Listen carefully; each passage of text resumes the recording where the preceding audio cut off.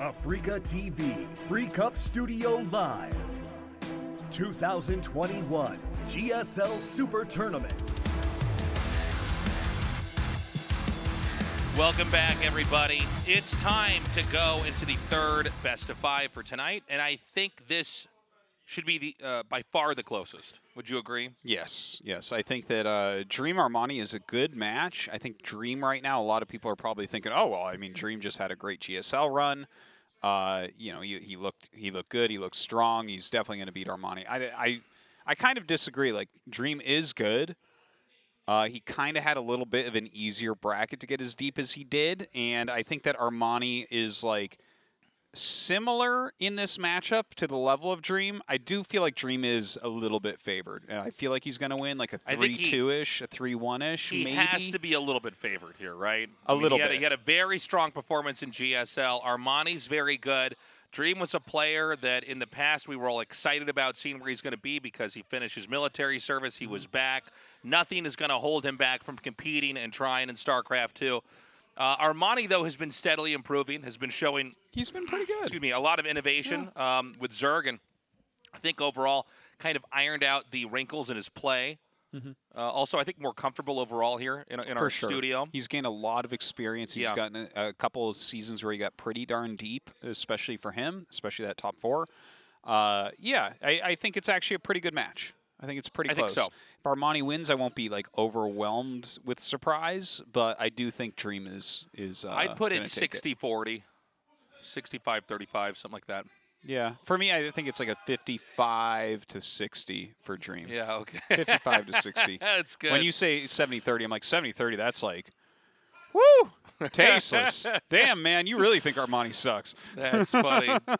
So we're going to be going to that game in a little bit here. But it's good to be back here. It's good to be doing the Super Tournament. We've got some more StarCraft 2 just around the corner. I don't know if it's been announced yet, but we've got a lot more stuff here going on. Yeah, no, I don't think we've announced the dates of the next season. But yeah, it's crazy this year, by the way, at Africa TV. There's so many StarCraft and other game-related things that are going on here. It's a busy company. Yeah. And but, you know, the best part of it's StarCraft, and here we are. So that's why we're here. Yeah. I am excited to see how Dream's going to fare. He looked so strong in that round of 4. Armani, and it's going to sound weird to say this, he is a different player from Rogue, and I know that Rogue's like way better, but I don't know that Armani's style is going to be something that is going to be that much easier for Dream to take on. I think Armani's more of a straightforward ZVT player. Yeah, he has some interesting tactics as well, like some different lurker-type moves that we don't see as often. You know, obviously what we saw from Rogue in the last season, we're not going to see that from Armani, I would imagine, like Roach Ravager timings. I don't think so. But you know what? Dream has like a pretty big range of play here as well, right? Like he can play mech, he can play bio. He has a big set of builds that he can open up with. But yeah, I guess Armani didn't have that great of a season last season, so I'm still kind of waiting to see where he's at right now for this year. Well, this is another opportunity for him to try to prove himself here. I mean, honestly, Dream was a real breakout story in the last season, and we did see Armani mirror this last year in GSL, where we saw Armani surprise after surprise after surprise get into a top 4, and that was really cool. It was really exciting to see him perform that well. But I don't know. I mean, I still think Dream, fairly favored here. I don't know. I feel like this Hot 6 promotion they're doing downstairs is taking a little bit too long, and we're just up here kind of... They're big cans. They are big cans to drink. Takes a while to drink the whole thing. The Korean segment has a Hot 6 kind of caster promotion, but they just make us talk for a little bit longer here. Yeah, we probably don't sell Hot 6 where you live. Probably not. Unless you live in Korea. In which case, ByuN, they sponsor our tournament. Yeah, and they have for a long time. Okay. The ball is rolling now. We're getting the show going. Dream versus Armani coming up here. And after that, by the way, we do have Maru versus RagnaroK. Yeah. Which is going to be a great match to cast as well. All right, here he is, Dream. In all his glory. Yeah. Getting top 4 in the last season, only to lose to Rogue in a surprisingly close series. But yeah, and I'm loving Dream. Like he has looked fantastic since he's done his military service. Still coming up. I still feel like this is his weakest matchup, to be honest. I'm a big fan of his Terran versus Protoss. Yeah. And I think his Terran versus Terran is very middling, but his Terran versus Zerg, it's gotten better, and it continues to get better. Yeah. But I'm excited for this match. I do think it's going to be the closest one of the night. Now Armani, he's been on the edge, I guess you could say, of the pro gaming life. I mean, he's had sponsors. He's obviously on the Africa Freaks now, a major team out here. But, you know, he wasn't one of these players that was ever dominant in any one period of his history. He is living the dream. I always compare this to being like a person trying to make it on Broadway. You know, the stakes are high. The competition is the most fierce. If you're not at the very top of your class, you're not making a lot of money. That is a good way to put it. Yeah. And there was actually a little stretch there where he was the least experienced player in GSL at 7 seasons, which is still quite a few seasons. Which is weird to say, right? That's over 2 years of GSL.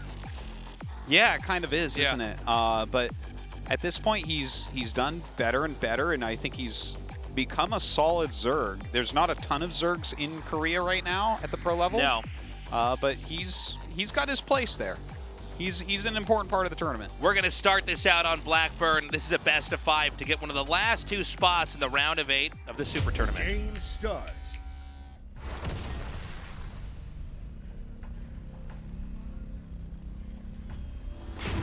Good Game Gaming. Dream.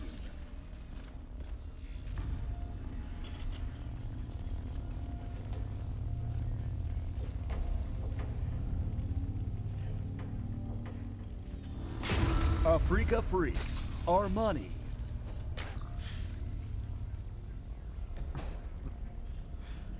Good Game Gaming. Good Game Gamer Gaming Esports. What if Good Game Gaming? Good Game Gaming. You should have your ID Bad Gamer. So Bad Gamer, Good Game Gaming. Good Game Gaming, Lady Gaga. Opening up with Zerg. What? You Lady Gaga actually have to hand in your caster badge right now. But Lady Gaga would be an excellent cyber athlete, Tasteless. Yes. She brings some much needed flair. A new hat game to the GSL. No doubt. A new eyeshadow game for sure. Yeah. That was like one of those moments where it almost seems like you're delirious. Like you said something and you're tired up. You kind of amused yourself by it, but really it was just nonsense. Well, that's all I really do anyways, is amuse myself. And sometimes you're amused, sometimes you're not. Yeah. And most of the Frankly, Tasteless, I don't care either way. Most Keep of the time yourself. it's just people watching this staring blankly at their screens. Yeah, let's see what kind of game we've got on this map here. Hopefully a good one. Yeah, hopefully a good gaming one. It is one where you're both sharing the bottom. We have had some kind of cool pushes where people try to hit from, or proxy from the lower area. There's this sort of weird lower area you can build in. I don't know if it's going to happen this time around, but... I'm still a little bit undecided on this map. I've enjoyed watching it evolve. I think it's different enough. We should welcome stuff like this. Yes, yes. I'm very happy that this is in the pool, and I'm happy that we took it in and are using it. I think it's a little bit more interesting than 2,000 Atmospheres, but 2,000 Atmospheres isn't bad either. Kind of enjoying the map, the 3 new maps overall. Yeah, I think they're all different enough from each other, and have had for some unique games to come down out of them. Yeah. So, you know, the Reaper can get here a little bit more quickly because of the short travel distance. There are the slow cones you got to go through, but it doesn't slow the Reaper down that much. The but slow cones? Slow cones, here we go. Oh no, don't get slow coned.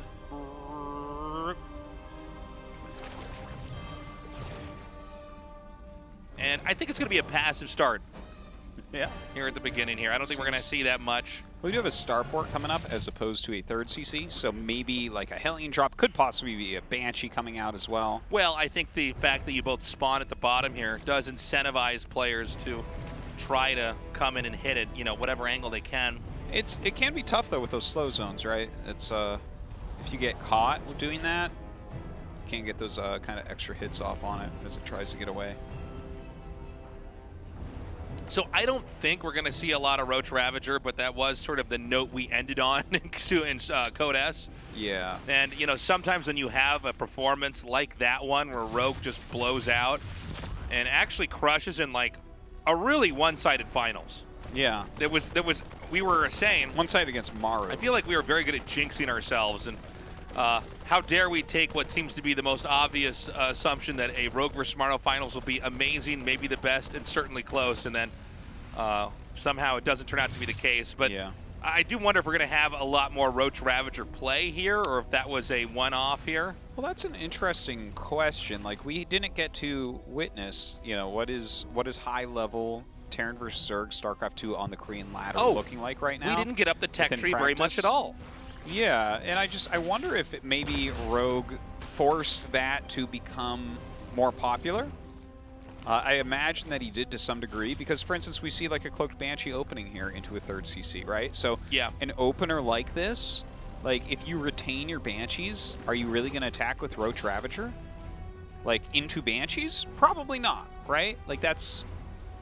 I mean, Ravagers can deal with siege tanks to a certain degree, but with Banshees, not really as much. So we might actually be seeing some more meta builds out of Dream to hedge against that type of play. Yeah, that's a good point. We might have a lot more preemptive openings and kind of ways to maybe play around or punish that. But, you know, again, I don't know if that was just something Rogue did, and it might have been something Rogue just only did because he knows Maru very well. It might know some weird quirks. I mean, this happens when you have people that have a lot of history together. Sure. And it's not like these former Jin Air players don't ever talk to each other now. Sure. You know? Yeah. That would be really sad if that were the case. No. But I'm just saying we they were probably, friends. We were not anymore. Now though. we're not friends anymore. But it would be something that I think when you watch two people that really know each other play, sometimes they just sort of know, he like actually isn't bad. He's kind of bad against roaches. Like it's probably not the best way to play, but he kind of cuts corners enough that we can do some punishing stuff. Sure. So yeah. This game though is sizing up to be what looks like muted Ling Baneling. Yeah, definitely does look that way. The Banshee's not getting too much damage. I mean, that was a nice little snipe on the drone, so the gold base not going to go down quite as quickly as he wants. Also, he sees the intentions here of the Zerg to take a gold base to probably power it up. Get a lot of Zerglings, man, on a gold base. Yeah, that's for sure. And he's going to have to throw down some macro hatches, most certainly. The Hellions retained, continuing to run around and harass as they can. Keeping them off the back of that gold base is probably going to be a job for the Mutalisks. Another hatchery being taken by Armani as he pushes that creep forward. And Dream does take his third to the north of his natural as opposed to that little triangle pocket base. So, some light pressure here with those Hellions. Just going to continue on. Can the Lynx come in here and actually get a catch? And now with the Marines coming down, he can reinforce the spot pretty well. So Zerg abandons the plans to seize this location. Of course, the gold base is still being taken over here. The Spire is going to finish in a second. But Mutas are a little bit away here. Does Terran press forward or does Terran back up and regroup? It looks like it's going to be a push in. Yeah, it looks like he kind of wants to get maybe some creep spread taken care of, but does not end up getting it. Gets pushed back immediately. And the Mutas are going to be popping out now, so a lot more safety here for Armani. That fifth base being canceled, it doesn't feel like it's the most impactful thing this game, but let's see how well he can actually mine from the gold base.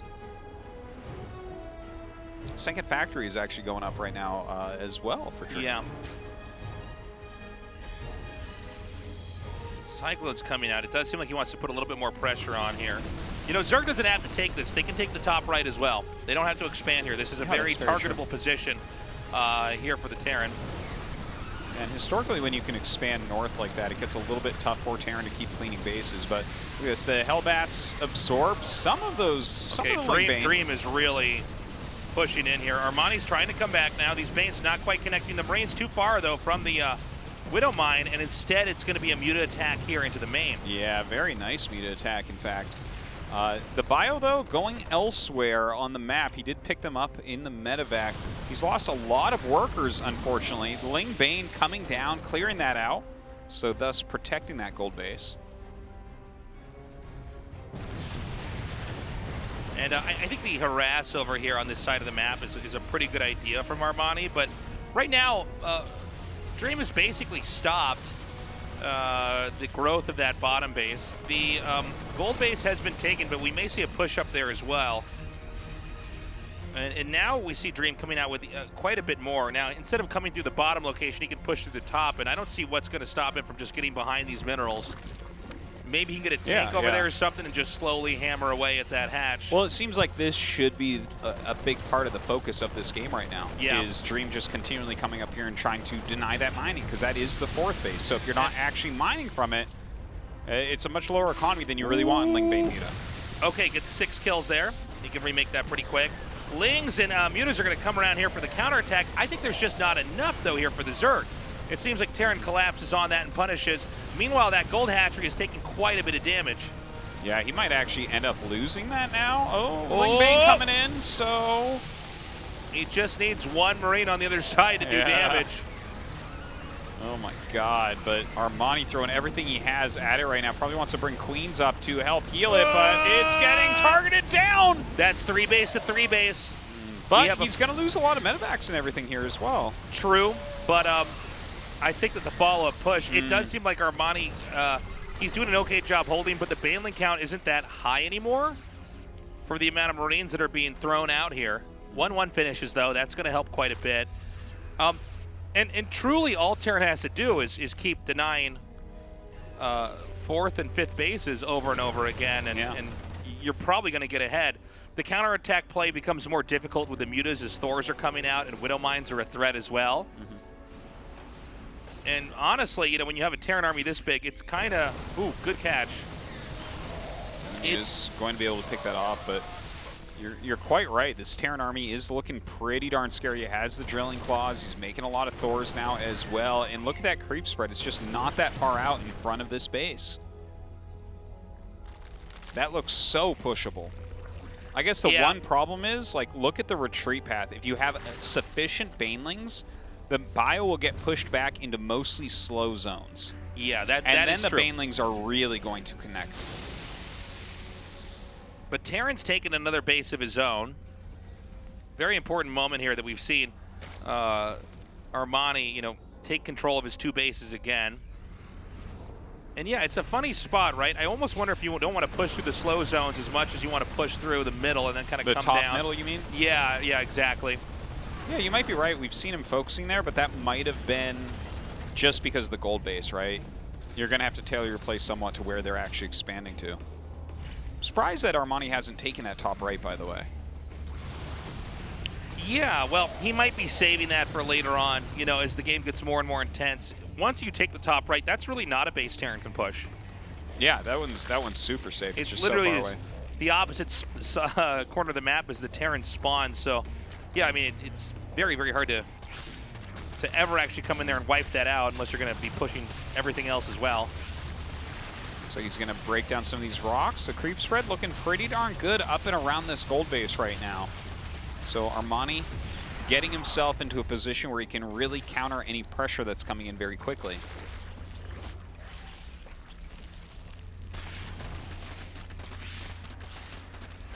Okay, the Muta's coming in, trying to take a hit here, trying to take a fight. Now they are stuck in that slow zone. Ouch!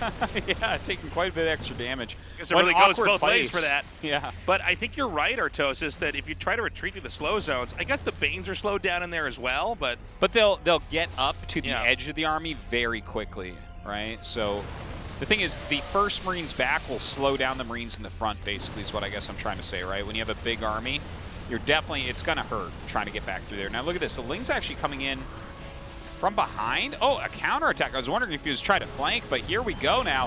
Ooh, oh, good closing of the gate. God, those mines. That was insane. And honestly, Dream's beginning to win on every front right now. A drop over here at the gold. Keep in mind, we didn't really have it on camera, but that bottom hatch was killed. Oh, wow. Yeah, it was indeed. And yeah. Now this attack onto the gold base will be picked off. Oh, a lot of Banes hitting that. Man, these two are really bludgeoning each other. Yeah, it's a real slugfest in this game. And finally, that top right base is being acquired. Feels like that one maybe should have been taken a little bit earlier on, so I he would think actually so. have it mining this whole time. But Well, I think he would have had the momentum if he had that base to then try to come in here and actually then take the base that's most forward. Because we're running out of bases on this map. Oh, man, look at that. The nice Banes mine. can't quite get away. That's pretty nasty. Yeah, he's having a hard time around these slow zones. Ooh. It's kind of an awkward configuration of the map Oh. to run around with the Ling Bane Mute on. Small squad of units is going to hit this hatchery at the top right. He might be able to stop it before anybody can save it. That's and painful. Zerg's going to go for a huge counterattack. Well, the other counters haven't worked yet, but he gets the Lings up on top of everything. The mines shoot out, but actually a very good spread there from Armani. Continues to push forward, but his army's getting smaller and smaller. All right, the Overseer's eating those mine hits, which is kind of nice. Armani's stuck on 3 bases. I mean, he's got a pretty good counterattack force, but it can be cleaned up over time. Not just the units coming back, but the ones that are being produced out from, the starting location. I just feel like Armani's in quicksand economically. He can't get out. He can't recover and then actually fight back. If he could free the Ultralisk trapped under the floor on this map, maybe. If he could free. Yeah. But then all these special mules get taken out for Dream, right? That's true. All the mules working around the map. All these mules, yeah. Spider-Manning their way across the sides of the map. Yeah. He gets those giant missile turrets, too. Those Thor-sized missile turrets. Now, yeah, I think Armani is he's bleeding out a little bit here. He's taking so much damage on these. GG. He just taps out. Not surprised. The way those mutas were flying, that was laster than last ditch. Yeah, there's no way to get them out easily. It was a good back and forth, but you could see why Dream is, a very formidable opponent, TVZ. Yeah. I think the map can be a little bit difficult for Zerg as well. You saw both the places he was trying to take his 4th base had real big drawbacks to them. One is so close to Terran down that push path, and he just could not get his creep out in front of it. The other one, the gold base, obviously can be shot over the mineral patches. Definitely not working out for him. I'm going to say that game is not necessarily representative of the series because of how different that map plays out. Well, and also Nautilus is so completely different as far as ideas go. We'll unpack that for you guys as we get into the game.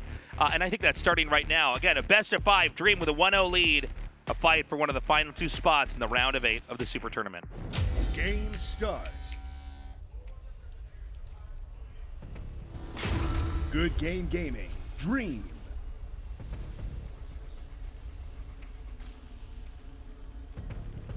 Oh, pause. So, this is a 4-player map, which we didn't have very many of in the bulk of the history of StarCraft 2. I think most of it, right? I mean, no, the first, the first half of StarCraft 2, we had a lot of 4-player maps. Like, remember Whirlwind and all the original maps were basically 4-player. Maybe I'm not remembering it correctly. Maybe I'm thinking that there was more recently. 1v1 maps. I would say in the last 4 or 5 years, it's been mostly one-on-one maps. Pros really made themselves heard. That they did not like that. So I don't know what the issue is, but we'll see. One thing I want to if it can be resolved. Yeah, one thing I want to say about 4-player maps, a lot of them that we've used in GSL have not been that good and get vetoed heavily. Because generally we have one in GSL. It's like a special made map. Yeah. But Nautilus, I think, is the best 4-player map that we've had in the modern era. It's actually, I think it's pretty good. It plays out pretty damn well for a 4-player map. It is a little bit quadrant-y. It is definitely quadrant-y. Where there's just like, okay, these are the 4 spots on the map. Yeah. And if you get out of that, it's kind of weird. But I think TVZ, it can be very interesting. So whatever the issue is, doesn't matter. We're back into the game. And we're going to continue on here.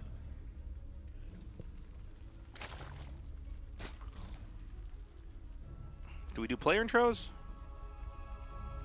The world will never know. Yeah, we'll never know. Who is this Zerg? I have no idea. It's Rogue, dude. Is that Rogue? I thought he was limited. No, I think it's one thing in a cross spawns map where the Zerg's going to get the first 4 bases, probably fine. Base 5, very hard, I think, on this map. Yeah. Against Terran. Terran, the quadrant rule generally applies always to Terran, if it's not another Terran player he's fighting, which is that Terran really can't get out of their their quadrant of the map very easily. We see a couple players who can do it and do it with grace, like TY and Maru, but Terran get a little bit strained trying to cover huge swaths of the map. Yeah, that's definitely been the case. I feel like nowadays some of our Terrans are getting really good, and we have more Terrans that are able to expand a bit more now. Right? Yeah. It feels like for a while it was literally only Maru that could do it. And now we have a few popping up where they actually, it feels like they can get some of these bases that are a little bit further away. I hope that we can see that out of Dream if this game gets big. Because it's always sad when like you're watching, it's close and it's close and it's close, and you're like, the Terran just isn't taking more bases. Yeah, this Terran is not can't going to get end well. that much further out here. He'll make a planetary, and I think the planetary was designed with that in mind, that like, okay, you can kind of outpost in locations with a planetary, but Yeah, but the damage output of things is... when you get enough in StarCraft 2, it doesn't really matter if you're Yeah. trying to repair or not. Like, you just sort of snowball the damage on. You can kill all the repairing units and the building in like 2 seconds. So Yeah. it's but then again, maybe there should be expensive upgrades for planetaries later on that makes them like 4 times more health. I feel like 'Cause I that's tell a you bad what- idea, Artosis. No, Tasis, because Dark will still kill those with Banelings. What they need to do is have little feet on the planetaries, and they become like Thors. They so can be Banelings run under them? They can be lifted with 2 medevacs at once That and would be couriered across the excellent. map like it's Kong. Dude, remember that weird bug we had in that one patch where you could load a planetary into a command center and fly it around? Oh That my was god, the actually I almost funniest. forgot, yeah. My god. What a different game that would be. Planetaries just flying at each other. No one Yeah. has any real units. Yeah, this game would be a lot better if it was only buildings. Oh, for sure. Those are the best RTSs. Yeah. SimCity, best RTS ever. Easily.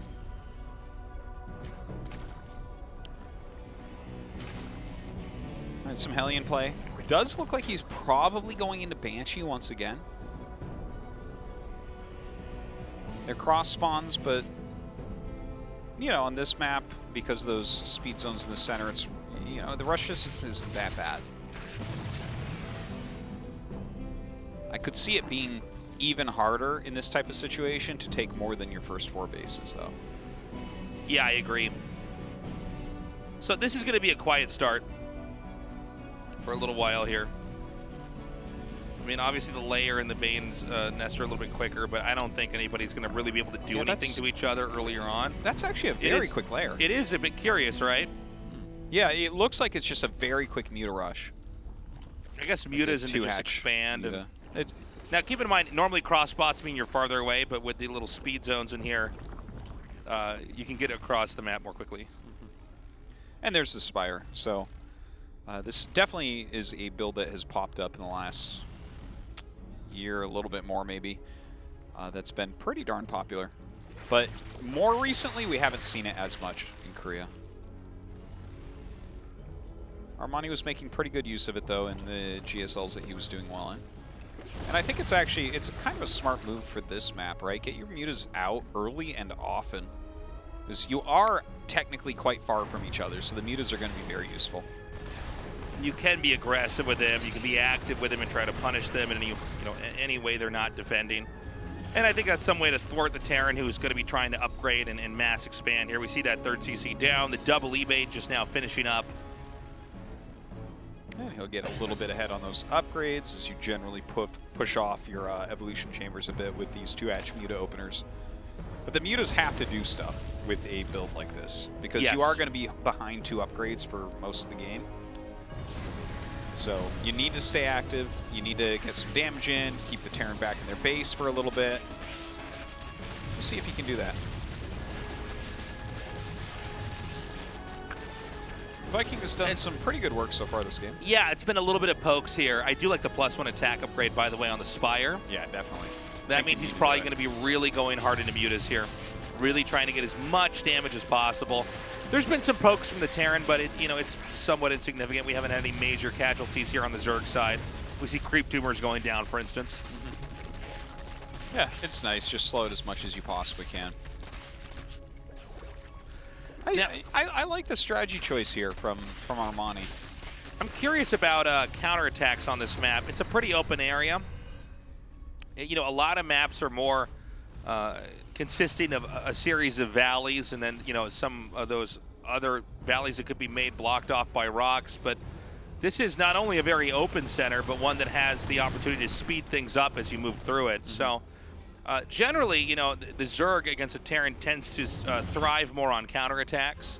That doesn't mean Terran can't drop. We know that they can, but I'm curious to see, in cross spawns especially, if Terran wants to do big pushes and try to smash locations, how much Zerg can punish by just having Mutilating Bane come in. Because this is going to be the same unit comp as was in Game 1. Yeah, and it is quite a long walk distance-wise for Terran. Yeah. So that is going to be a little bit hard, and especially with this amount of creep spread. Like, Armani's doing a great job with the creep. Even if you can use the speed up areas in the middle, it doesn't mean you necessarily want to. There's certain angles you want to be coming from. So we've got the mutas out. Air weapons is, I think, a little bit over 10 seconds away from being finished, but it's going to be done in a little bit here.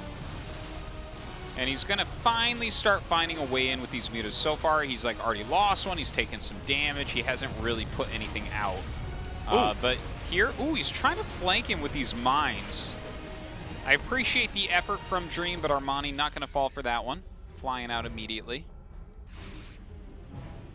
One thing I got to be critical of on Dream, his armory is really late, and he hasn't started 2-2.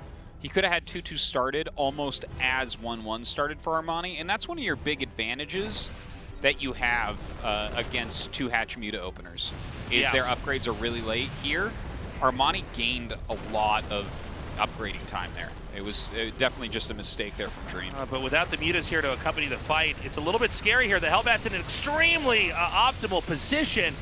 The mutas coming back now. They're going to be hitting from the right side. But does Dream just have too much? He has a lot. This is a pretty insane spread.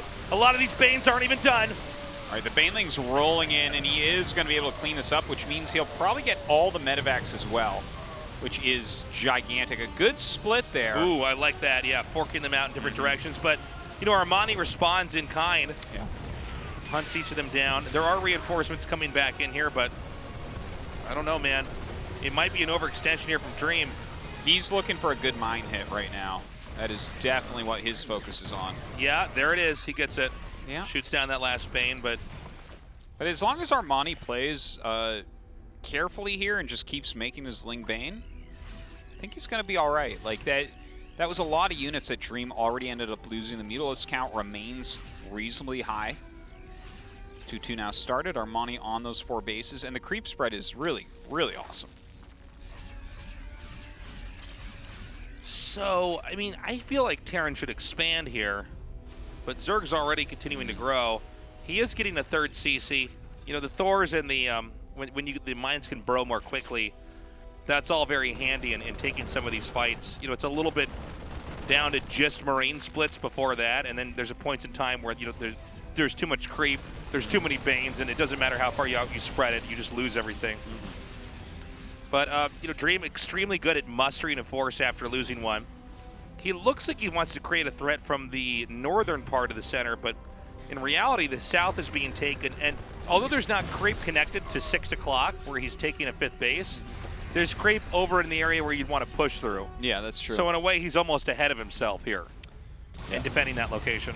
He's doing a great job, and I think this Muta counter is exactly the type of move you want to have right now. His creep is so good, you just cannot attack his Dream right now on it. So the Mutas go over. They're slowing down the production. They're killing off a bunch of economy. Here they are killing off units as well.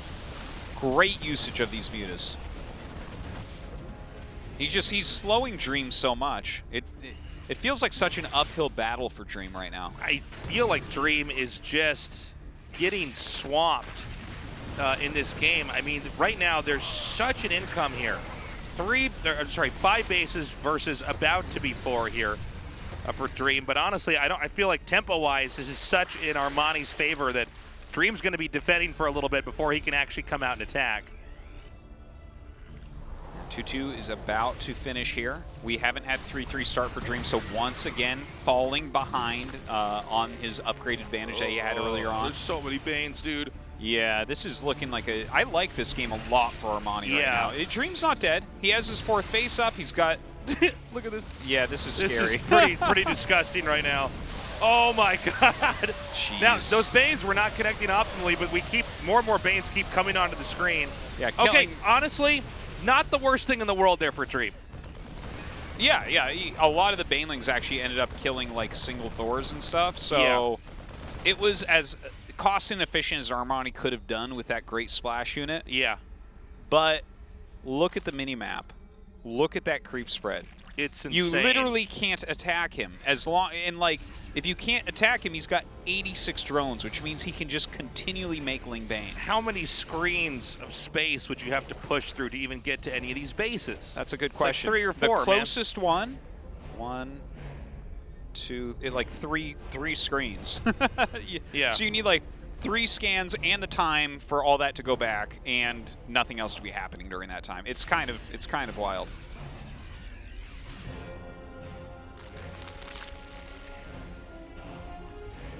Now, what does Terran do? I mean, we were talking about this map being kind of quadrant-y.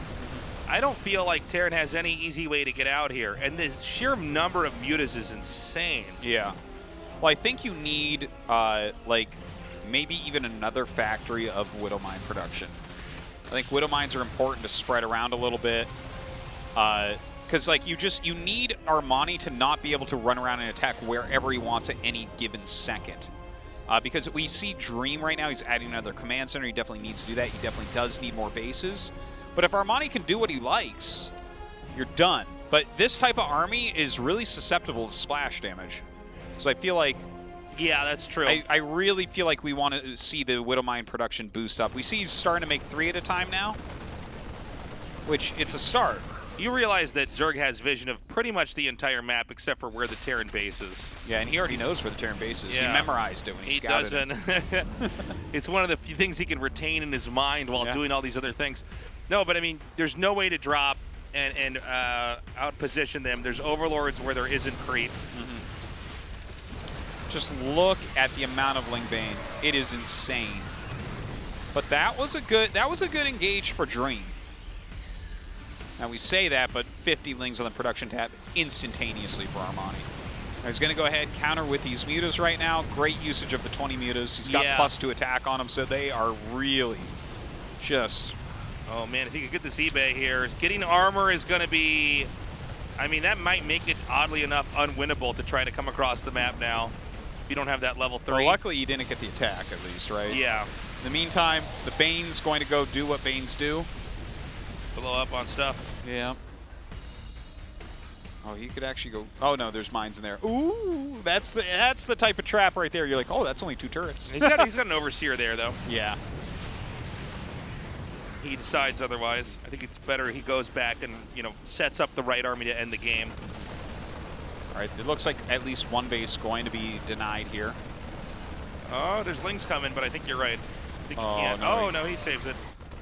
Uh-oh. All right, taking some additional hits there.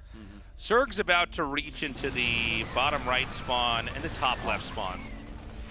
And I just feel like I thought you were going to say Zerg's about to reach into Dream's mouth and rip out his tongue. But Dream's playing very well.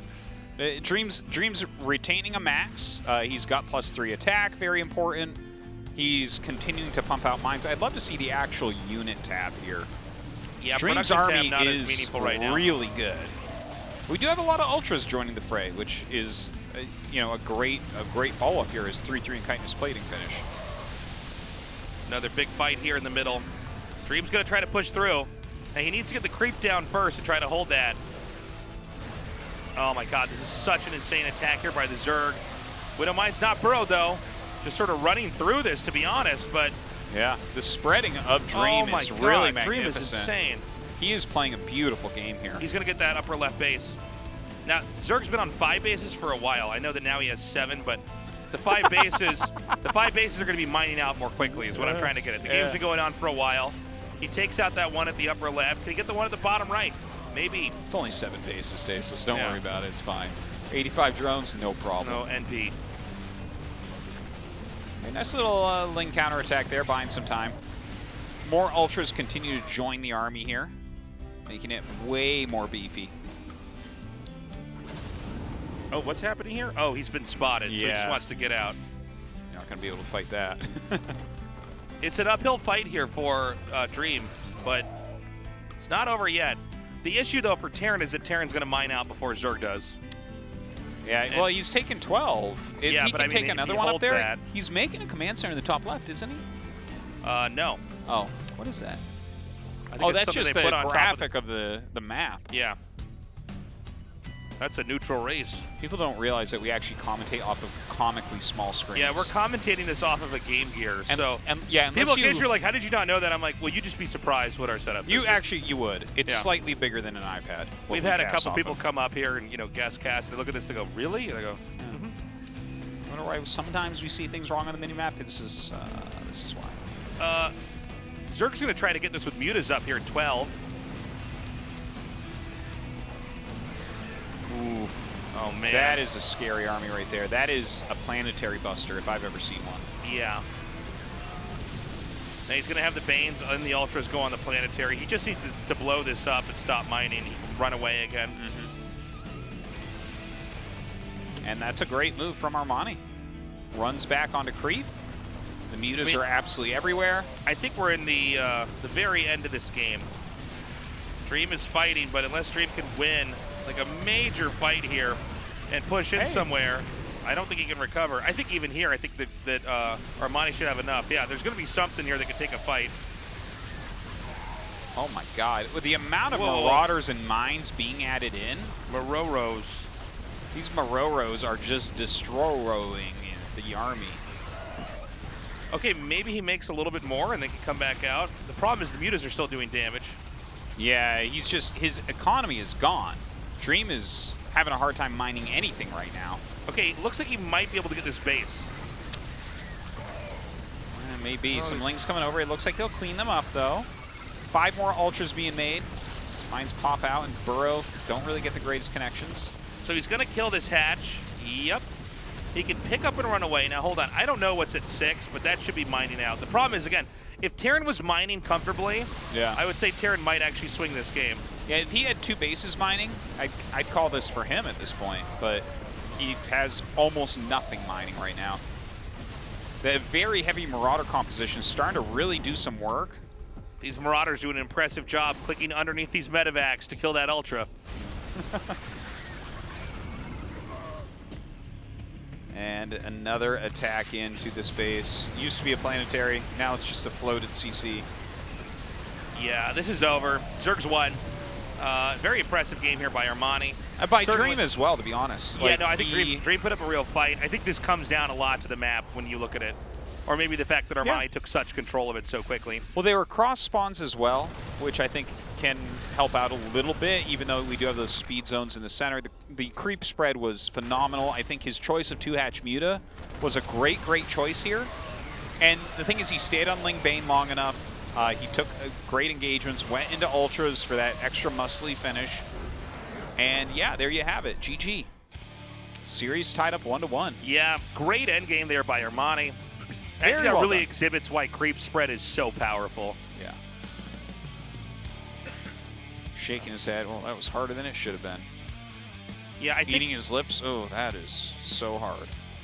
I mean, Dream did really put up a fight on 4 bases, considering that was a 7-base Zerg. He was taking some magnificent engagements against a very scary Ling Bane force. We do not have another map like that.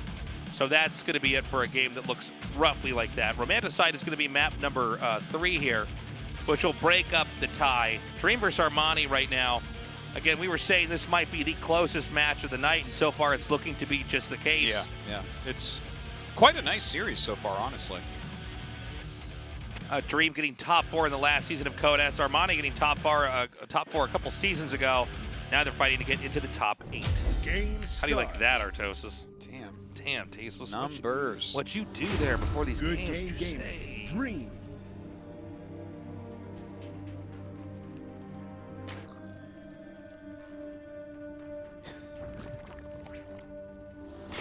Africa Freaks. Armani. You know, listening to you set up a match like that, you're like the first man who made a painting or something.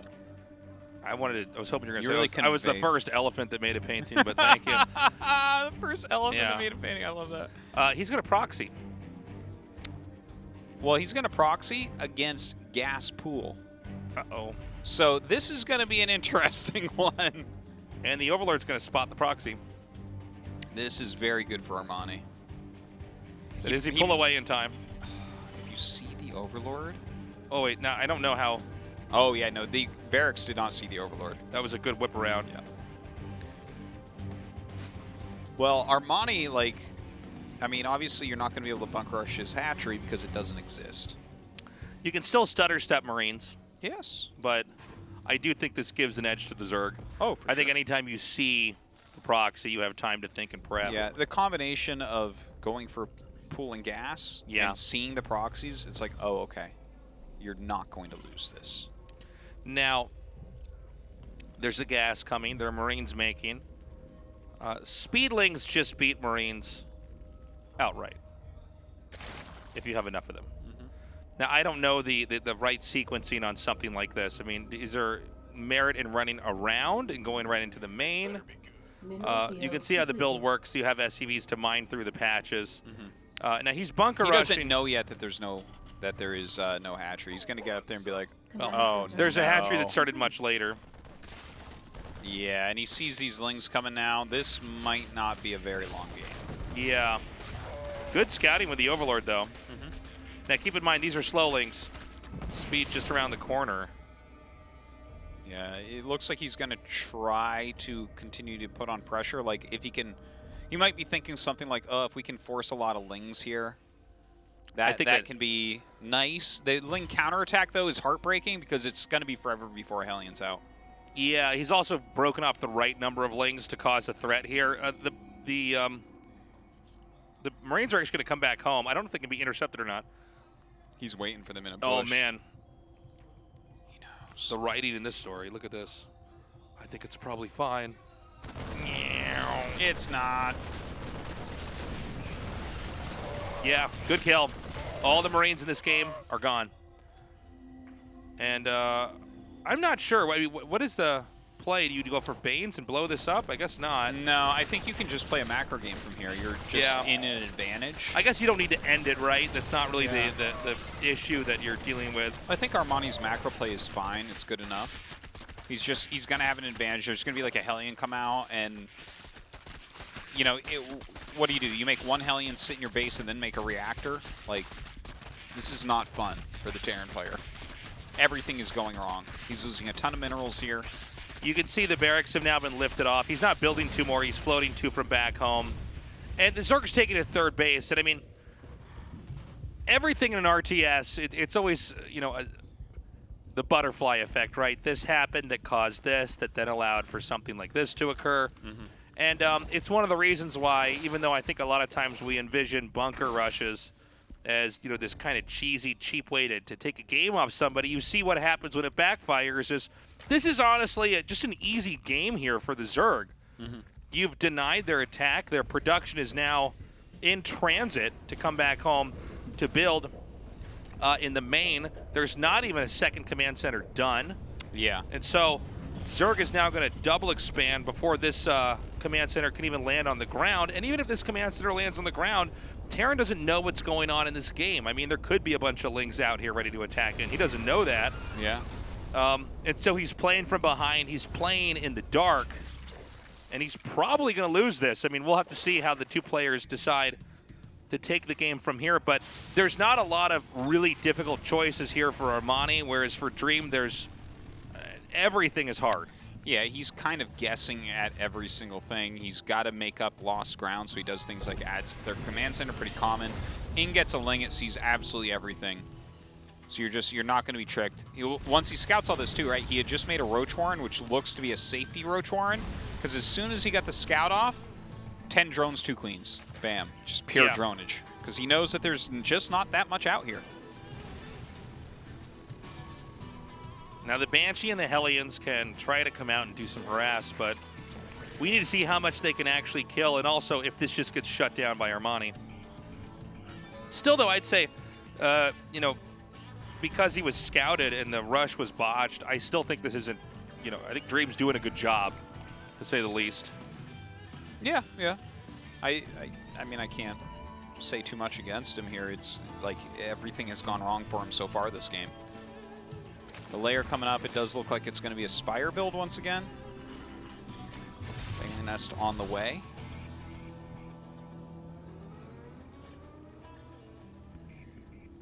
And yeah, look at that. Okay, a couple of Evolution Chambers going down, a couple of eBays over on the other side. And the Baneling's Nest is going to finish up here. I mean, there's no pressure on the Zerg to interfere with the Terran for the time being. The Zerg is trying to tech up. The Terran is checking the perimeter of the base and seeing, okay, can I kill anything? A creep tumor or two is very welcome, you know, for Dream in this position. Let's see if the Banshee can get this. He didn't get Cloak, right? No, he did not. Okay, so this is like probably not going to do much of anything. No. I think even if he got it, it wouldn't really matter. Yeah, just do a little tiny bit of damage here. Both of them getting their upgrades at approximately the same time. The Muta's coming out, definitely going to pose a bit of a risk. We just do not have a very large army here for Dream yet. And I think Mutas is probably the way to go.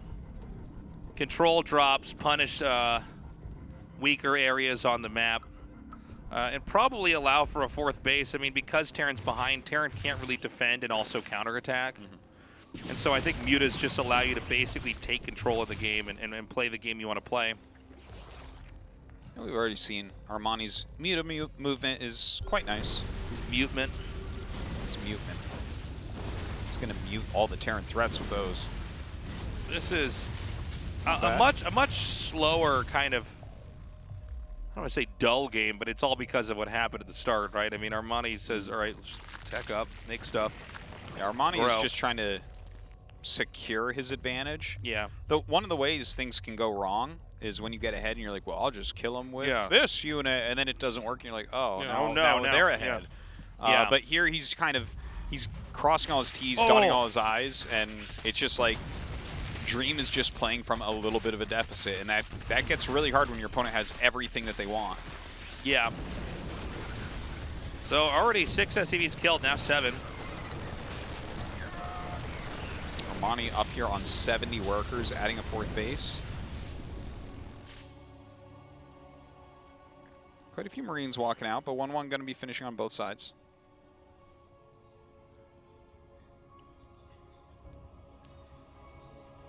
Now the Ling Muta attack here, I mean, he's got to be careful. 1-1's done for Dream, but like, I don't think Dream's army can actually win a fight, unless I'm mistaken. Well, especially when this happens, because this is just isolated Marines. There's no medevac to even give them a little bit more sustain. There's not even the opportunity to pick them up and pull them into the rest of the group. So since the start of this game where Zerg shut down the rush, that's been the most significant fight. He just got about, what, 10 Marines there? Yeah. Got away, basically losing nothing. And so I think this is a, not far away from the Zerg probably taking a big fight if Dream pushes out. And there's also the chance that Armani just attacks in with the lead he has. Yeah, there is that possibility, or it could end up looking kind of like the last game, but with Dream at a bigger deficit. Yeah, despite the map being better for him overall. Yeah, because you see it's just like pushing creep, opening up passageways, Ling Bane, upgrades, mutas. And I think that like this is kind of a beautiful way to take your advantage, right? And like try to win off of it. Because again, a lot of people are like, oh yeah, just go kill him if you're ahead. No. Honestly, this is probably the better way to do it most of the time. You know, you can trust some top-tier pro gamers to know exactly how to kill someone in these certain fringe situations, but here, it's like, how are you going to stop this? He's macroing really well. He's playing like in the last game, except you're behind where you were. Oh, this is what we were talking about. Great engagement there. I think the entry point being a little bit closed off, causing a small doorway for them to get through. Armani decides to back up, but he's still growing, he's still upgrading, he's still improving. And again, I mean, look, Terran can sit on 3 bases all day. The problem is that there's nothing to stop the Zerg, and we all know the scariest thing in StarCraft is a Zerg that is not held to account, that does not have to defend and work to defend anything. Yes, you must hold Zerg to account. Yeah. It's a great way to say it. And he's going to keep hitting this. And, like, look, these aren't even the most favorable trades, but it's fine. He just shaves down the army, comes back out. Another base here in the upper right. Well, you can look at the income, and it's basically about 30% more mining for Armani in every way. He's got 30% more workers. He's mining about 30% more. His spread is over more patches, which just kind of gives him good income. His creep spread is everywhere, and so you can just kind of trade Banes, you know? It's a great way to play, is to just make huge amounts of Banes and run around like this. Now the Muta's going into the main. Want to pick off these eBays. They're not upgrading right now. There starts that +3 attack. Now, here's the point that we want to watch for. The Terran has a 4th base. This is not closed off by the teeth of the depots sticking out of the entry to the 2nd or the 3rd or the right side of the 3rd base. This is a place that's on low ground. It's vulnerable. The Baneling count is spiking up. And that usually means that there's almost, especially with a game like this, there's almost nothing you can do in a fight. But I thought he was going to go for the 4th. I'm wrong.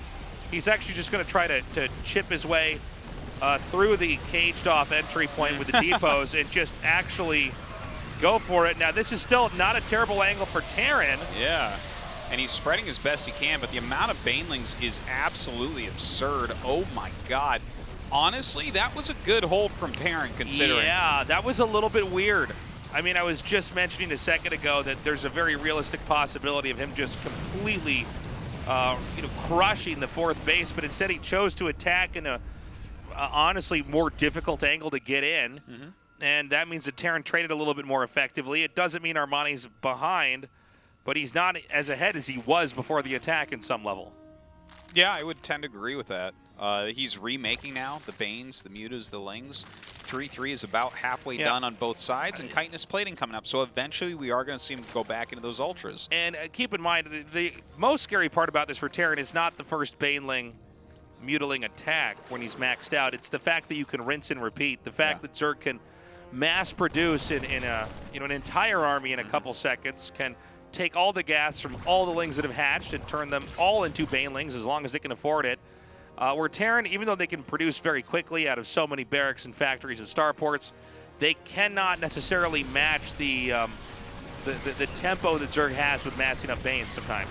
Yeah, it's very, very true. When you have this like insane drone count, he's been sitting here on over 90 drones for a long time, ton of bases, and just able to make so much. Oh, dude, my God! Saved it. That was one insane. Bane hit from dying, I think. And now he's going to kill the Spire? Well, the Spire is not actually as needed right now, but... he doesn't kill it anyways. He saves it. Yeah. But that's insane that he saved that planetary. That was, like, actually quite important. Armani should win, but things are not going that well for him, and I feel like he's suddenly made enough tiny little mistakes that he's opened this game up for a possible win here for Dream. It sounds crazy, I know, but bear with me here. I mean, look, the 4th base lives. It's going to be repaired, which means mining was never stopped. But right now the income is twice as much for Armani. Well, I guess that's the issue. Armani's probably too big to fail here. Yeah, he might be. Banelings can cause that situation to occur. If you just have that much income, just get the Banelings in the right area and they will blow things up. But you know what? We're starting to get into this very Marauder-heavy set of units, which did very well for Dream before. But look at this. Oh my God, so much Ling, Bane, Muta, Ultra. Well, hold on. Terran might be able to kite this. Yeah, this is one of the weird things about Armani's games. Like, it's not that he can't get what he needs, it's that he doesn't know how to use it correctly. Like, even here, I think that Terran can... Oh, man, never mind. Baneling's really good. I was going to say, I think Terran can maybe kite away. But even though this isn't the cleanest win from start to finish... Yeah, it will be a win. Dream has managed to crawl back a couple times and show why he's a threat, and probably why he shouldn't proxy gate again, by the way. Proxy racks, excuse me. Yeah, it's pretty rare, though, for Zerg to not only go for, like, gas pool, but to do it while you're proxy raxing and scout your proxy racks. You put all that together. This was an unlucky game for Dream. The stars aligned for sure. The stars did align for Armani. And not to say he wouldn't have won anyways, but he got himself into a position where he could literally just play like the last game on a smaller map and be okay. Okay, this is the set end. up. Now, I thought that fourth base was going to be killed off first, and we would have ended this game like minutes ago, but I guess it doesn't really matter how you get there as long as you make the journey, man. Oof. Now the CC at the third is going to go down. This is a wrap. Armani's doing it, man. This is why we were saying this is going to be so close. Yeah, and honestly, like, again, Dream was very unlucky here. I think that Nautilus was just like a harder map for him to try to end up winning on. Yeah, I think so. Overall, I think Armani is playing quite well, but I don't think he's actually playing better than Dream. I actually think we're still going to game 5 here. Yeah, yeah. Like, look at this. He's almost fighting back. It's just that there's no way with all the hatcheries here. Look at the line of stuff just coming down here. Yeah, it's endless. Or he just the keeps real microing Zerg away. He's like, Jesus, man. GG. But yeah, it does not feel to me like Armani is better than Dream. He's up 2-1. But if Dream wins, I'm still not surprised at all with this. Like, he's playing some beautiful games. He's just like, those two maps were rough. Those two, like, Nautilus, maybe that had to look like that. This map, though, no. Well, on the side, like, the stars aligned against Dream. Let's go to game 4. I mean, game 4 is going to be on Light Shade. You know, these are heavily map-specific and build-specific games. That might sound like, but every game's like that. No, really, these are. Yeah. Pool first, and then he spots the proxy. Yeah. And then Nautilus cross-spawns. Yeah. Where it's like probably just an easier late game. But it's all going to depend on how they play in this game. Game 4, we're ready. Starts. Game 4, game start, 4 start, 4. Good game gaming. Dream. Game, gamer, game, game. Gamer, gamer, gamer. Gamer, gamer, gamer. Gamer, gamer, gamer. Afrika Freaks. Did I ever tell Armani. you? Gamer, gaming, gamer, gamer, gamer. Did I ever tell you that I love it when you sing the word gamer to the Mario theme? This actually happens a lot while we're at work. Because that's a game too. It is, man. And it doesn't have words, but then you know, like do it with well, that's a the word. song about Mario. He was the first gamer. He was the first. Mm-hmm. A plumber from Brooklyn. Who would have thought? Mm-hmm. I'm loving the word gamer as a group now. We've talked about this before, but it is so funny to me.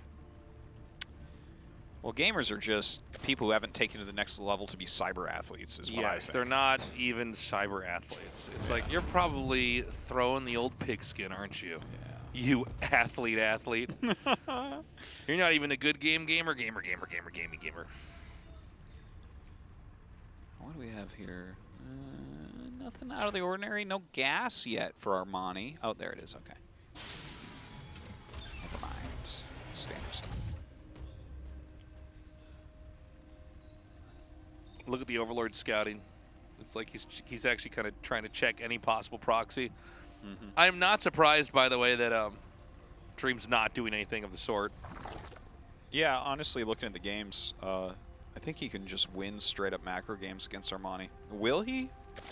Maybe, maybe not, right? Like, you have one poor engagement, and stuff can turn on its head. But it felt like, you know, if he has one more mining base, if all those great mutiless counterattacks on Nautilus hadn't occurred, he might win that game. Like, when he got into that kind of Marauder-ish endgame against the Ultras, he was really getting as efficient as you can get. And that last game, obviously, he was just in a bad spot the entire time, but fought back valiantly. I think a lot of what you're saying is really true, that, like, Armani's looked pretty strong, but I think if we can get more of a cut-and-dry TVZ, I think Dream might be better. Yeah. He just sort of might have more... It kind of feels like if we go towards infinity with these two, that Dream will have a winning record, but it's a best of 5, so... Yeah, but if they go to infinity on a map where one person's a little bit ahead in one infinity, it's like, oh, that's infinity +1. Right? What? They call me Neil deGrasse Tasteless. And over here. Yep. They call me Artosis Hawkins Tasteless. Artosis Hawkins. Yes. They call me Steven Artosis Tasteless. Yeah. It's not fair play, Terran Tasteless.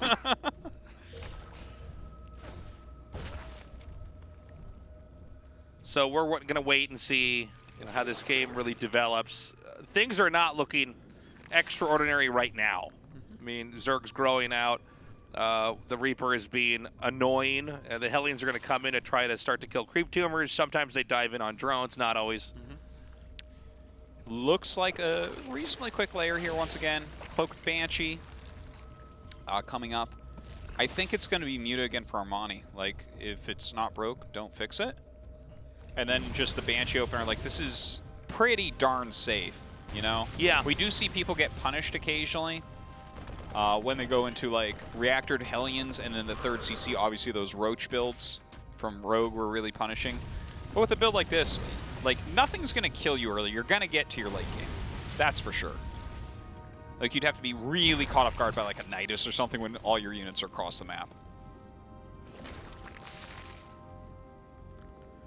Layer finishing up. Yeah, and Cloak about halfway done. The third base has started inside the Terran's main. And this is looking like... It is a Nidus. Oh. Well, I like this, actually. I think this is really smart.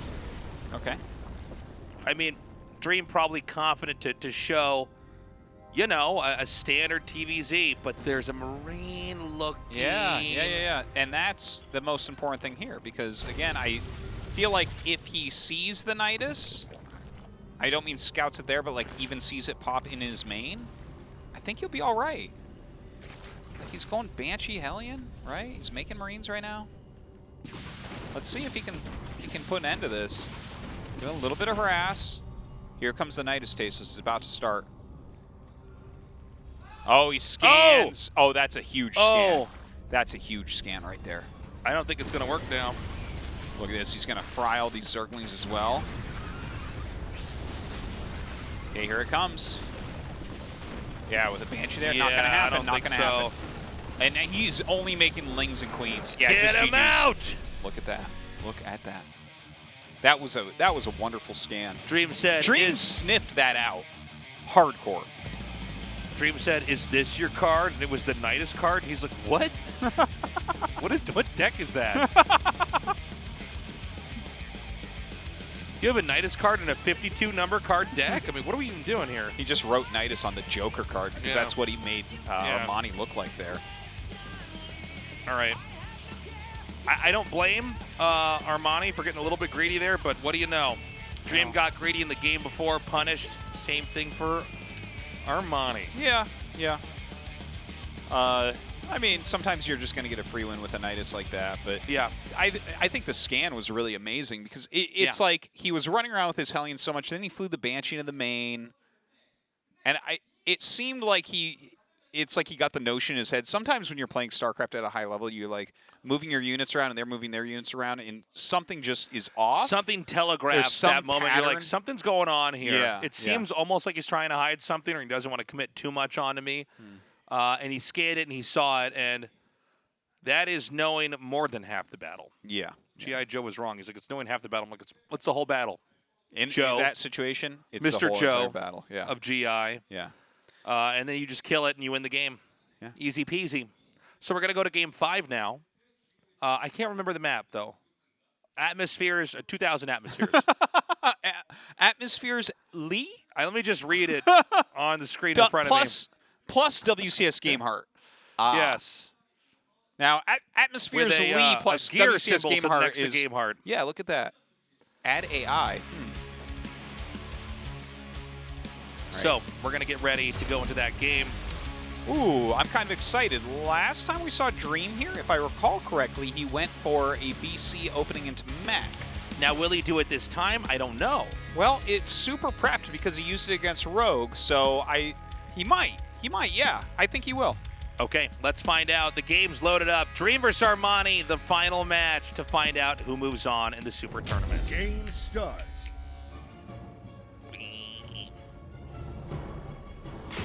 Good game gaming. Dream.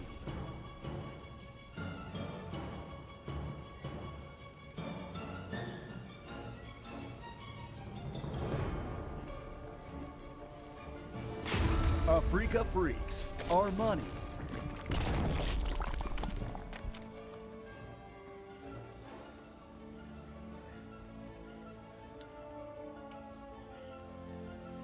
All right.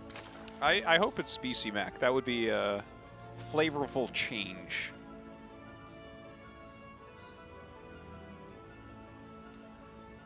No proxy, Zerg expanding. Yeah, I think this could absolutely end up like that. I mean, I think you're actually making a good point. Normally, I don't think we would see a build or anything like that recycled after the Rogue finals, but it's not that far away. Dream did really play very well.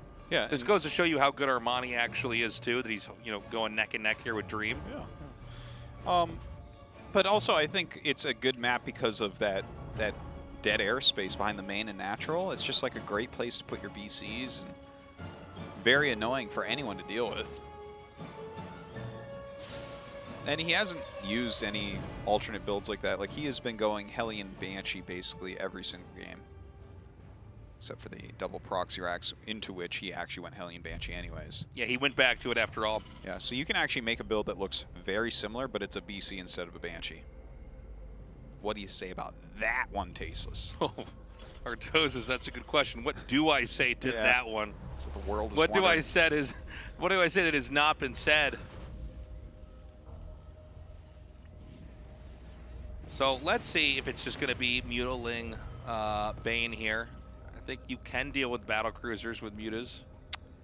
That is an interesting question because we've seen a lot of Zerg pros kind of attempt that and have it not quite work, but it feels like it should work better though.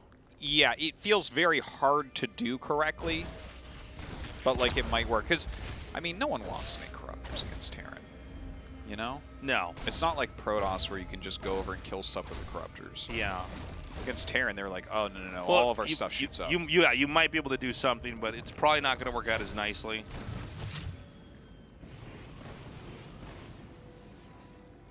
Reactor coming up. We do have the double gas, so I think we're going to see the starport next. And we just got to wait a little bit to see if this is going to be BC. Give us some flavor. Some flavor. Yeah, it's TVC can be a bit of a slow start here. We need to wait and see how things develop. I mean, there is also the possibility it's not a BC opener. It's just going to be pushes with Thors and Widow Mines later. Yeah, it's fine. And there are builds where you go BC into Bio, but it seems like BC into Mech, most people seem to feel is the better way to play that one. Over the last couple of years, we've had a couple different BC styles come out against Zerg. Banshee, so no BC. And actually, you can tell that this is on the mind of Armani because he's getting Overlord speed early on for the first time in the series. And I think that is probably just to double check, right? Because obviously you're going to look at All Dream's recent TVZs and try to figure out like what he's going to do. And if you know it's BC ahead of time and Mech ahead of time, you can do a completely different build. Because generally people do not like to play Ling Bane Muta against Mech builds. They much prefer things like Roach, Swarm Host, you know, that type of thing. So I think that's probably why he's got the Overlord speed. He flies through, and he actually sees the Banshee pop out. So that's enough to confirm it, in my opinion. No one goes Banshee battle cruiser. No, I mean the battle cruiser is so strong when you get it early on. It's like several Banshees. Well, not only that, but you're probably not going to lose it if you're at all worth your salt as a Terran player. You know, you could probably get it away. You could probably repair it up, and yeah. Well, I mean, you just have to be so unfathomably slow to lose a BC early on. You have to like make the worst moves over and over. You have to teleport it on top of the Queens and Spores and then not click it away. That's the only way. A little bit of harassment coming in. Spore not quite ready, so the Hellions putting out a lot of damage, forcing some transfusions out. Look at that Spore. Ooh, gets body blocked for a moment. Yeah, he forces a lot of transfusions. The Hellions try to rotate. Ooh, yeah, gotta be careful. No, not quite. Damn, a lot of damage put out, but the transfusions were real. The transfusions were real, bro. They were real. Those were some serious transfusions. Those were hella transfusions, bro. Those transfusions had shirts and ties, Tasteless. Now, are they going to be able to come up here again, the Hellions? we've got the Banshee basically acting as a distraction here, but no, 4 queens block this off with ease. And Armani really unfazed with growth. I mean, he did burn through some of the energy that does, in the long run, slow down some of the creep tumors, but I'd say overall Armani's fine. And we're now proceeding into a game that looks like a very standard TVZ. Yeah. I imagine we're going to have a Spire finish here momentarily. Ling Bane coming here as well. He actually did not go Spire. Oh, he did not? Yeah, he's getting melee upgrades, and he's adding a couple hatcheries right now. One at the 4th and one as a macro. All right, good correction, Artosis. I actually didn't see that, so. Yeah. Well, this is, like, it looks like he wants to go Ling Bane only, which you can do. You do need the extra macro hatcheries. And it's like, it's really good for a little bit, but it's not something that you win the game with. So you have to be a little bit careful because you don't have anything that does recurring damage at all. Basically, every time you fight, your entire army disappears. So, like, you can mass up a lot, and you'll definitely crush a few pushes. But it's not, like, if you look at Ling Bane Muta, yeah, the Mutas cost a lot more, but you keep flying them in, you force turrets, you kill things off over and over, and you gain value with them over time. That's not the case with Ling Bane. But it does seem like what this does is it's a bit of a tempo play, right? You get a lot of Banes more early on. Yes. And therefore you can take fights on the ground. Right now, Zerg is probably imagining there's, like, 8 Mutas hatching, when in fact, the Banes are going to come down here and start to take fights. And again, the Marines can always pick up and run away, but when Baneling's speed is done, it's harder to run away from them like you'd want to. Bane speed is Here we go. Now. Oh my god, these Hellions. Okay, he gets in over this. He's going to surround some of those mines, and finally he can get into where these SCVs are. Wow. Now, it's not over yet, too. There's going to be another attack down here at the 3rd. SCVs being evacuated with speed. Yeah, he hasn't actually lost that many SCVs yet, which is super, super important. Only 6 have fallen. Looks like a couple more will. And look at this. It's not the end of the world, though. Zerg goes up to 5 bases after having forced Terran on 2 for just a few moments. And again, I think a lot of Terrans, they're ready to look for a fight with Mutalisks to try to get into good positions, but instead, Banelings just come barreling towards them. 2-2 on the way. The Banshee's still flying around. Looks like Dream has stabilized for now. He's getting drilling claws to help deal with this, but there is the addition of Hydras into the army for Armani. So that's going to give him a little bit more of a backbone here. Some anti-air as well as some DPS to put in to help pick off medevacs and help just deal consistent damage. He won't be able to attack with those as much, but it should help him to hold on to 5 base, which is really what he wants to do right now. Okay, this drop, pretty important here. If he can actually get enough damage off on this hatch. Oh, this body blocking of the Zerg. Yeah, and the double transfusion on that Hydra. Gosh, yeah, that was wish I had a healthcare provider like that. Really weird moment there. Terran's still trying to push out, but has Zerg gotten too big? Because now it's Hydra with Bane. And, that's Hydra with Bane is the highest damage output you can get in a game at this length. One thing to mention is that we aren't going to have any attack upgrades on the Hydras, at least as of yet. Yeah, that's important, but the Hydras can try to shoot down the medevacs. Yeah, they're going to force you out of areas more often. Yeah, they kind of sub in as mutas. Yes. Where, like, okay, if you can't just sit there and be like, healing. Now, right now we have a mine and siege tank production. Yep. And this is like an important thing to watch because there's like competing things that you can do against Ling Bane Hydra. You can go mass siege tank, which is very popular. Yeah, another factory is being added, so I believe that's what he's going to go for. But when you're going for the mass siege tank, basically what Zerg generally will do is go up into Viper play against that. And yeah, we've seen a lot of games that look like that. Oh my god, that was efficient. Wait, we need to go back to this fight, okay?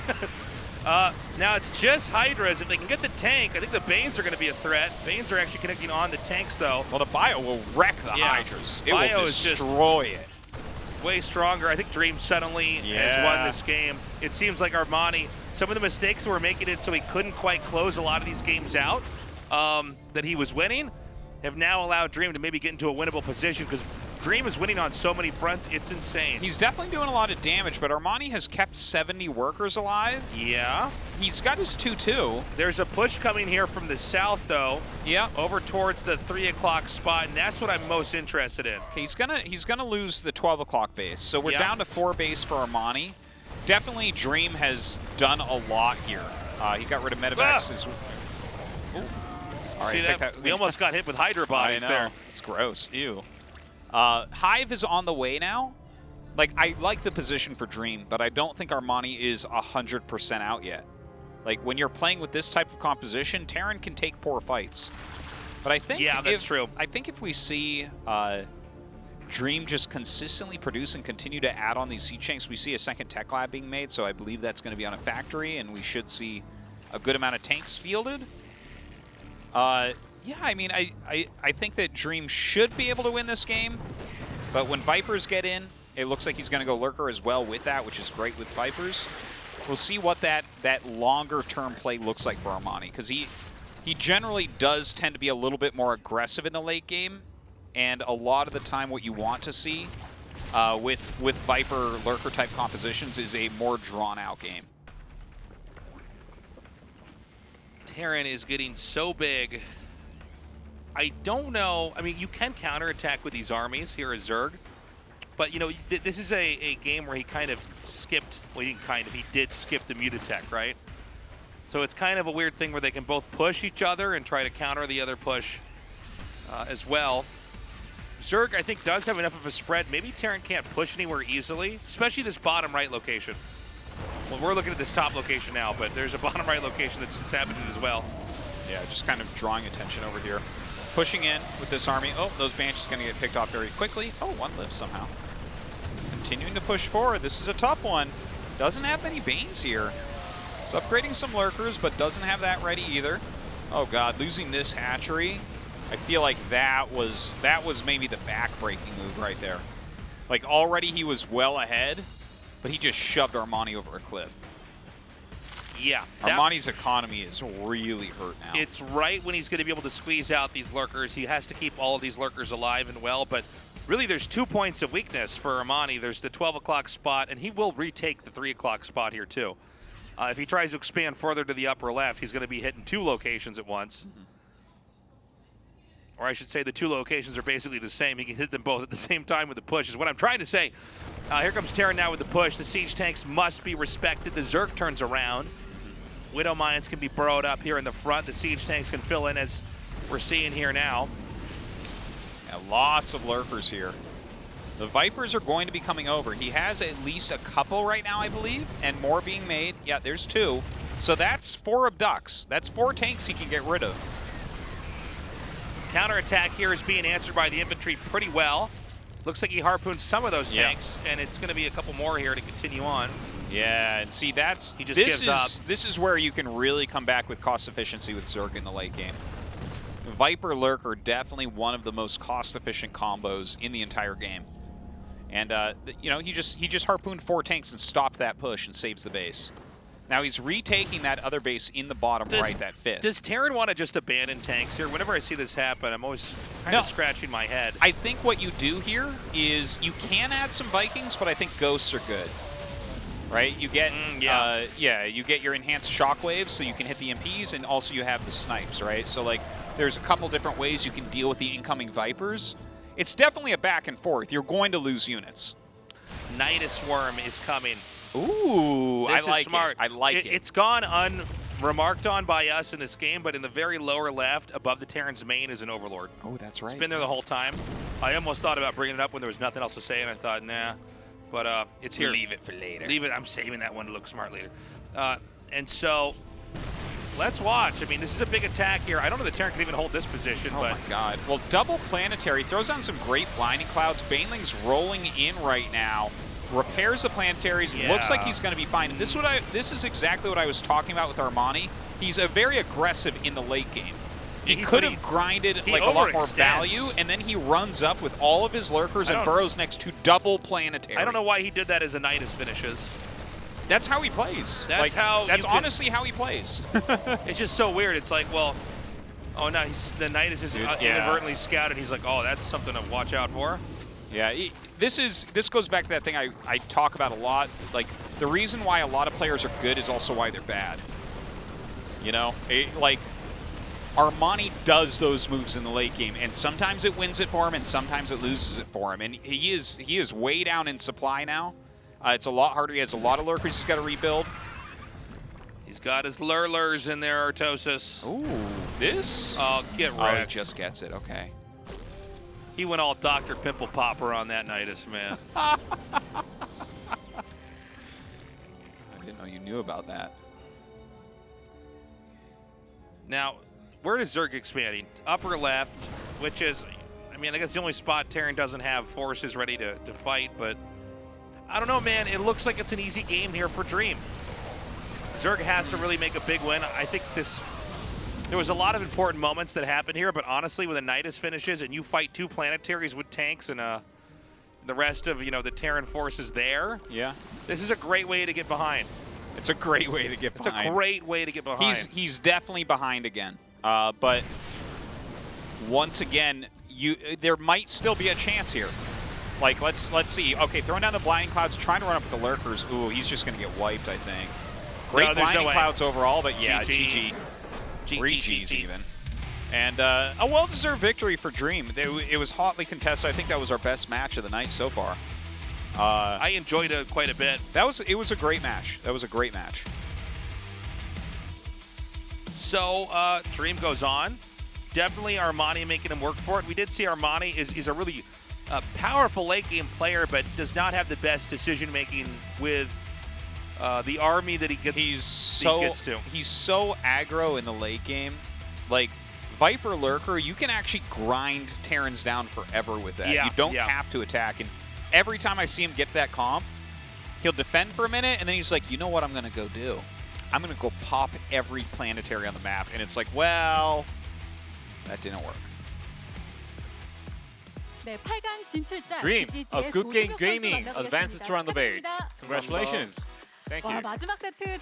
Wow, the last game was so fierce. When everything seemed like it was over, you were able to maintain your poise and you ended up winning the series. How do you feel? The last game, I think I was quite not in a favorable position, but I was able to stay focused and ended up winning the game. The Zerg with the Mutalisk and the Zergling Baneling looked really scary, but you were able to deal with it. How did you deal with it? Well, the Mutalisk Ling Bling is really hard to play against. And my settings weren't quite satisfactory, so it was harder for me to deal with it. I think I'm gonna need more practice. In Light Shade, you were able to spot the Nidus network with one scan, and I was really astonished with that. So was this completely your intuition? Oh, when my Banshee went to their base, I saw the lair, and I saw Zerglings coming out, so I kind of had the feel that it's gonna be there. And then I saw the drone moving to somewhere on the map. And then I tried to play a little bit passively, and then I scanned the right position. Well, that was a really beautiful one to see. In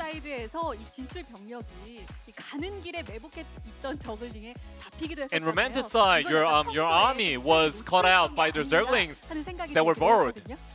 So how did you feel when that happened? Well, I saw the Morphling, a Changeling, and then, you know, after that, Armani's army came in. 지난 GSL 4강에서 이병렬 선수와 경기를 하고 Last season, you were defeated by Rogue in the best of 7 series. You did lose at the time, but it was really close. It was a 4-3, and you showed great performance back then. So how did you spend the off season? And did you have any disappointments after that? Well, after I lost that random match against Rogue, I was really angry with myself. And you know, I spent some time off the game, and then I exercised, I worked out. 저그 상대하기가 좀 까다로운 것 같아요. And Rogue recently has been using a lot of the Roach and the Ravagers, so now it feels like Terran players are struggling with Dessert even more. 그래도 지금은 마음 다시 잡으신 거 맞죠? So now you're feeling okay, right? 아직은 아마 GSL 시즌 2가 Well, not yet, but by the time GSL Season 2 starts, maybe then. 좀 집중할 수 있지 않을까. I think I can start concentrating 자, after that. 8강 상대 김유진 선수에 대해서 이야기를 In the round of 8, you'll be playing against SOS. 3대 0으로 잡으셨거든요. SOS actually beat TY 3-0 with a perfect score. So what do you think about this matchup? Well, he's a phenomenal player for sure. 전략적인 약간 승부로 I saw him playing against TY and he was really good at using his strategies. 좀 토스 어떻게 연습해야 될지 감이 아직 안 So I'm not too sure how to practice against that.